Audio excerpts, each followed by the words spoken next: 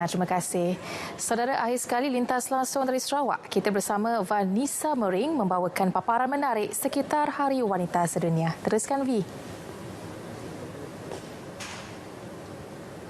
Terima kasih Zera, salam hormat dan salam sejahtera. Sumbangan dan penglibatan golongan wanita dalam sektor pelancongan, seni dan budaya adalah sangat signifikan.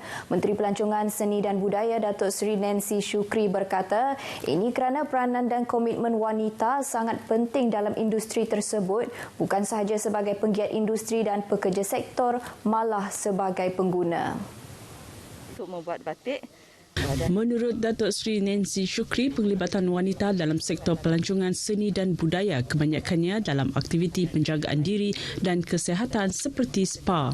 Wanita juga katanya gigih terlibat secara langsung dalam aktiviti penyediaan kemudahan penginapan, perkhidmatan penyediaan makanan dan pengangkutan selain aktiviti seni dan kebudayaan serta pemandu pelancong. Sumbangan wanita dalam penghasilan kraftangan juga sangat dihargai dan majoriti wanita aktif dalam penghasilan produk tekstil seperti batik dan pelitup separuh muka. Jelasnya, kini terdapat lebih 3,000 usahawan kraf wanita yang merupakan antara penjana kepada 82.2 juta ringgit jualan kraf tahun lepas. Lebih 1,000 usahawan wanita juga katanya terlibat dalam aktiviti jualan dalam talian seperti e-bazaar dan online mobile apps dengan nilai sebanyak 9.2 juta ringgit. Ke arah itu, menteri itu berharap golongan wanita terus memainkan peranan mereka agar menjadi penyumbang aktif dan tertinggi dalam sektor pelancongan seni dan budaya negara. Selamat Hari Wanita Sedunia kepada semua wanita, terutama sekali wanita kita di Malaysia. Teruslah menyumbang kepada sektor pelancongan seni dan budaya. Di situlah mereka dapat mendepani cabaran mereka untuk jadi wanita yang lebih kreatif, lebih inovatif dan lebih gigih lagi untuk mereka menjadi ikon kepada negara kita, menjadi penyumbang kepada ekonomi negara. Terima kasih kepada wanita semua. Datuk Seri Nancy ditemui pemberita RTM selepas bersiaran secara langsung di Konti Sarawak FM bersempena sambutan Hari Wanita di Kuching. Minat mendalam dalam pasukan beruniform mendorong anak kelahiran Kuching, Superintendent Maria Rasid, memilih kerjaya sebagai anggota polis dan kini wanita dari suku etnik Bidayuh ini mengetuai Jabatan Siasatan Jenayah JSJ Komersil, Ibu Pejabat Polis Kontingen Sarawak. Bersempena sambutan Hari Wanita Sedunia hari ini, wartawan Yati Jaya ada laporannya. Tidak mendapat galakan dari keluarga tidak mematahkan semangat Superintendent Maria menyertai pasukan keselamatan yang dahulunya dianggap kurang sesuai dengan golongan wanita. Bagaimanapun ayahnya yang juga bekas anggota polis tetap menghormati pilihannya itu. Superintendent Maria memulakan kerjayanya sebagai anggota polis apabila mendapat tawaran sebagai inspektor percubaan pada 1997 sebelum dilantik inspektor di Jabatan Siasatan Jenayah JSJ di Hulu Selangor pada tahun 1998. Beliau kemudiannya berkhidmat di Bumi Kenyalang sebagai inspektor perdagangan bahagian JSJ Commercial pada 2001. Superintendent Maria juga pernah menjawat jawatan Chief Inspector di JSJ Commercial IPK Sarawak dan IPD Sibu. Tahun lepas beliau menjadi wanita pertama menerajui JSJ Commercial IPK Sarawak. Menyingkap cabaran kerjayanya, Superintendent Maria berkata ia sememangnya mencabar dan berbeza dari segi cara penyiasatan termasuk jenayah komersial yang memerlukan ketelitian dan melibatkan banyak pihak serta dokumen berbanding jenayah lain. Beliau bagaimanapun yakin kaum wanita setanding dengan kaum lelaki dalam kerjaya pasukan polis. Memang kita kena tonjolkan dirilah dan kita kena berani menyahut cabaran. Bila diberi peluang macam saya lah, macam ketua jabatan. Memang itu satu tugas yang tanggungjawab yang amat besar bagi saya. Menghargai jasanya dalam bidang kepolisan, Superintendent Maria pernah dianugerahkan Pingat Perkhidmatan Bakti PPB oleh Kerajaan Negeri selain pengiktirafan dan penghargaan dari pengurusan tertinggi PDRM atas hikmat dan sumbangan serta penglibatannya dalam komuniti. Personalitinya turut diabadikan dalam buku bertajuk Sarawak Women in Society and Security oleh Kementerian Kebajikan, Kesejahteraan Komuniti, Wanita, Keluarga dan Pembangunan Kanak-kanak Sarawak. Selamat Hari Wanita Sedunia kepada semua wanita di luar sana. Saya mendoakan semua wanita ni akan lebih maju jaya dalam bidang masing-masing dan jangan mudah menyerah. Jangan mudah putus asa. Sebab sekiranya kita tidak mencuba dan kita takut, kita tidak akan tahu keseronokannya bekerja di dalam kerja-kerja yang mencabar ini ataupun apa-apa pekerjaan, apa-apa jenis pekerjaan sekalipun. Walau apapun jawatannya dipegang, segetir manapun cabaran yang dihadapi, golongan wanita perlu membuktikan diri mereka bukan sekadar berkejaya, berketerampilan, malah bersemangat untuk terus ke hadapan agar menjadi inspirasi kepada generasi akan datang.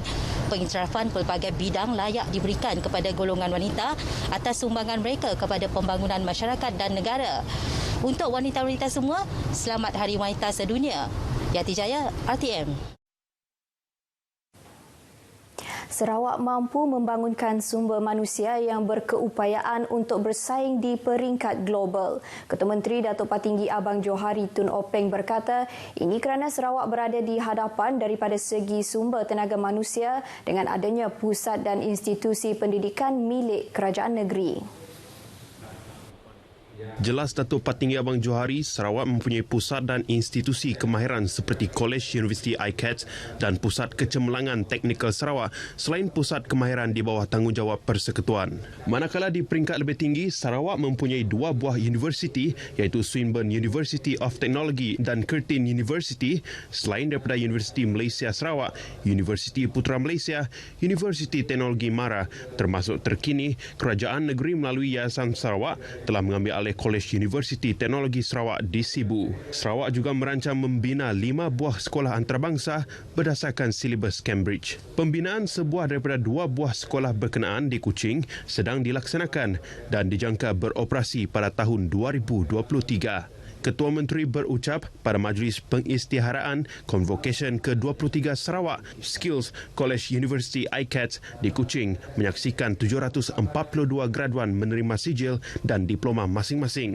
Datuk Patinggi Abang Johari Tun Openg juga dilantik sebagai Chancellor College University ICATS yang pertama susulan naik taraf institusi pendidikan tinggi tempatan tersebut pada 3 Disember tahun lalu.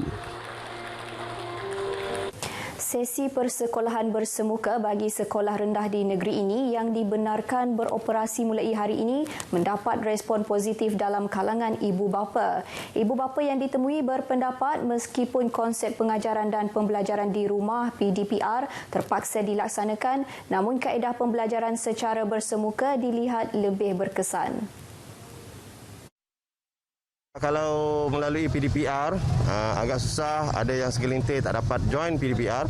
Tapi kalau sekolah dibuka, jadi alhamdulillah dapat bersemuka dengan cikgu dan kerja-kerja sekolah pun alhamdulillah dapat dijalankan dengan bagus. Untuk yang bekerja macam kami tu memang agak nunggulah untuk naknya buka sekolah sebab kadang-kadang masa tak cukup untuk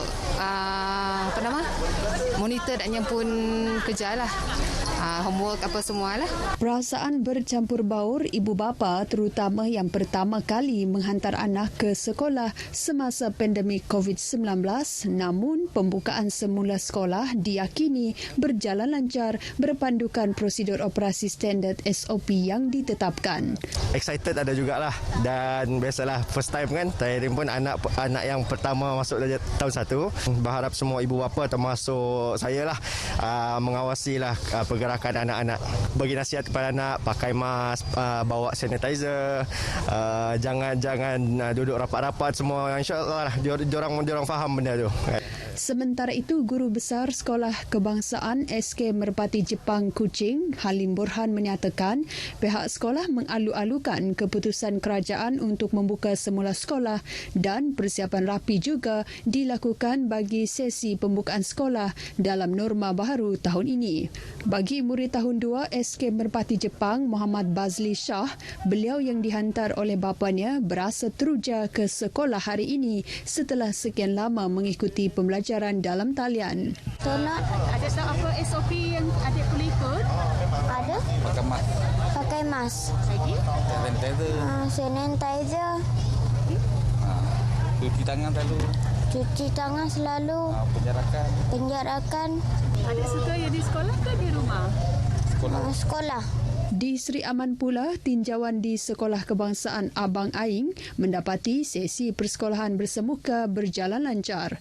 Ibu bapa murid turut melahirkan rasa gembira anak-anak telah kembali bersekolah secara bersemuka. Saya berpendapat adalah wajar setelah sekian lama anak-anak kita tidak bersekolah secara bersemuka.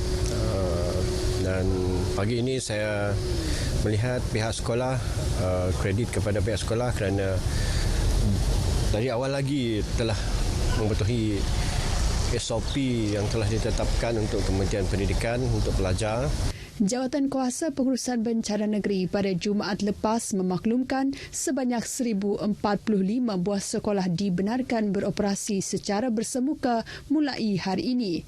Ia melibatkan penambahan 231 buah sekolah rendah yang dibenarkan beroperasi secara bersemuka berbanding 814 buah sekolah pada 1 Mac lalu.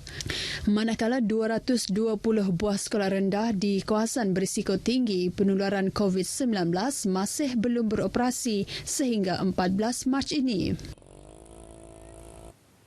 Sekian berita wilayah dari Sarawak dan Selamat Hari Wanita Sedunia. Kita kembali bersama Zera di Angkasa Puri. Silakan. Terima kasih Vanessa. Perkembangan sukan seketika nanti.